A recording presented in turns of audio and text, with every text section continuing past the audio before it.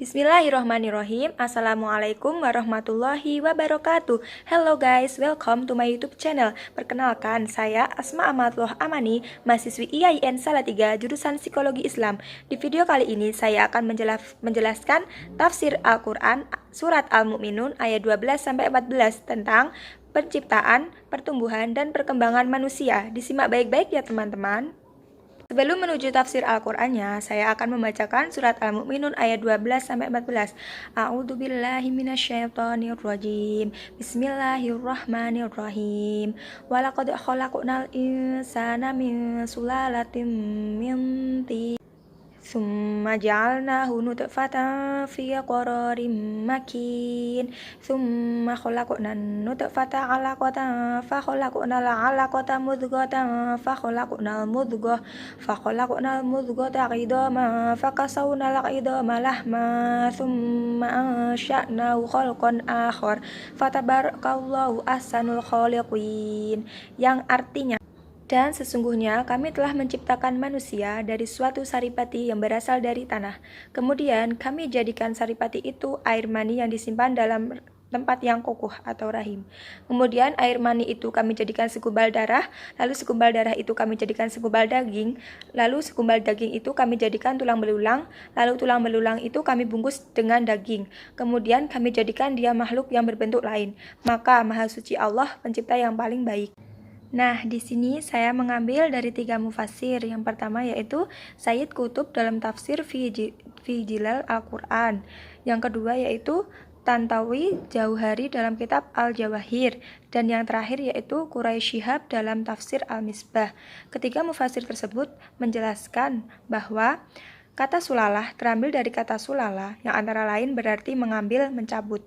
Patron kata ini mengandung makna sedikit, sehingga kata sulalah berarti mengambil sedikit dari tanah dan yang diambil itu adalah saripatinya. Kata nutfah dalam bahasa Arab berarti setetes yang dapat membasahi. Ada juga yang memahami kata ini dalam arti hasil pertemuan sperma dan ovum.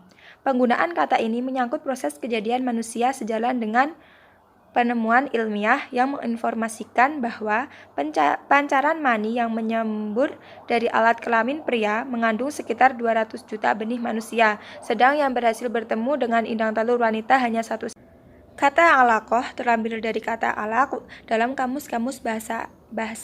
Kata ini diartikan dengan segumpal darah yang membeku, sesuatu yang seperti cacing, berwarna hitam, terdapat dalam air yang bila air itu diminum, cacing tersebut menyangkut di kerongkongan dan sesuatu yang berdempet.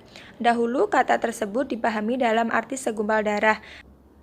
Tetapi setelah kemajuan ilmu pengetahuan serta maraknya penelitian, para embriolog enggan menafsirkannya dalam arti tersebut. Mereka lebih cenderung memahaminya dalam arti sesuatu yang bergantung atau berdempet di dinding rahim. Menurut mereka, setelah terjadi pembuahan antara nutfah yang berada dalam rahim itu, maka terjadi proses di mana hasil pembuahan itu menghasilkan zat baru, yang kemudian terbelah menjadi 2, lalu yang 2 menjadi 4 menjadi 8. Demikian seterusnya berkelipatan 2, dan dalam proses itu ia bergerak menuju ke dinding rahim dan akhirnya bergantung atau berdempet di sana. Inilah yang dinamai al-alaqah oleh Al-Quran. Dalam periode ini, menurut pakar embriologi, sama sekali belum ditemukan unsur-unsur darah, dan karena itu tidak tepat menurut mereka mengartikan al-alaqah atau alaq dalam arti segumpal darah. Kata mudghah terambil dari kata madagha yang berarti mengunyah. Mudghah adalah sesuatu yang kadarnya kecil sehingga dapat dikunyah. Sedangkan kata kausana terambil dari kata kasa yang berarti membungkus. Daging diibaratkan pakaian yang membungkus tulang. Adapun kata ansya'a mengandung makna mewujudkan sesuatu serta memelihara dan mendidiknya. Penggunaan kata tersebut dalam menjelaskan proses terakhir dari kejadian manusia mengisyaratkan bahwa proses terakhir itu benar-benar berbeda sepenuhnya dengan sifat, ciri, dan keadaan dengan apa yang ditemukan dalam proses sebelumnya. Firman Allah, khalqan akhar atau makhluk lain, mengisyaratkan bahwa ada sesuatu yang dianugerahkan kepada makhluk yang dibicarakan ini, yang menjadikan ia berbeda dengan makhluk-makhluk yang lain. Ayat ini ditutup dengan kata al-khaliqin yang merupakan bentuk jamak dari kata kholiq. Bentuk jamak tersebut mengisyaratkan bahwa ada kholiq selain Allah, tetapi Allah adalah yang terbaik. Lepas 40 hari, dalam bentuk segumpal air mani berpadu itu, dia pun bertukar rupa menjadi segumpal darah. Ketika ibu hamil dalam 2,5-3 bulan, penggeligaan itu sangat berpengaruh atas badan si ibu. Pendingin, pemarah, berubah-ubah, perangai kadang-kadang tidak enak makan. Dan setelah 40 hari berubah darah, dia beransur kian membeku. Membeku terus hingga jadi segumpal daging. Membeku terus hingga berubah sifatnya menjadi tulang.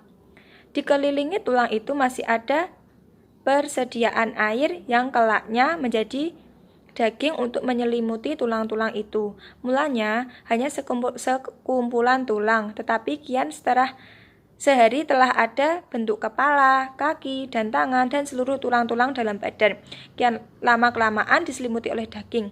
Kemudian itu kami ciptakan satu bentuk yang lain. Pada saat itu dianugerahkan kepadanya itu roh. Setelah dianugerahkan roh, maka dia mempunyai jantung, mempunyai nafas, dan dengan dihembuskannya nafas pada sekumpulan tulang dan daging itu, berubahlah sifatnya. Itulah calon yang akan menjadi manusia. Maha suci Allah, Tuhan yang sepandai-pandainya membentuk. Itu tadi sedikit penjelasan dari saya, kurang lebihnya saya mohon maaf, semoga bermanfaat. Terima kasih yang sudah menonton, jangan lupa like, comment, and subscribe. See you, dadah. Assalamualaikum warahmatullahi wabarakatuh.